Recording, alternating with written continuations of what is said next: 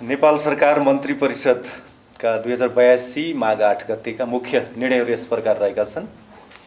पहिलो निर्णय छ अर्थ मन्त्रालय अन्तर्गतको सिद्धार्थ राजमार्ग बुटवल पोखरा खण्ड सुधार आयोजनाको तयारीका लागि एसियाली पूर्वाधार लगानी बैंकबाट उपलब्ध हुने 2 मिलियन अमेरिकी डलर बराबरको अनुदान सहायता स्वीकार गर्ने। दोस्रोमा गृह मन्त्रालय अन्तर्गतको छ 2082 भदौ 23 र 24 गतेको प्रदर्शनका क्रममा भएको भौतिक एवं मानवीय क्षतिको यथार्थ छानबिन गरी प्रतिवेदन पेश गर्न गठित जाँचबुझ आयोगको म्याद 20 दिन थप गर्ने। तेस्रोमा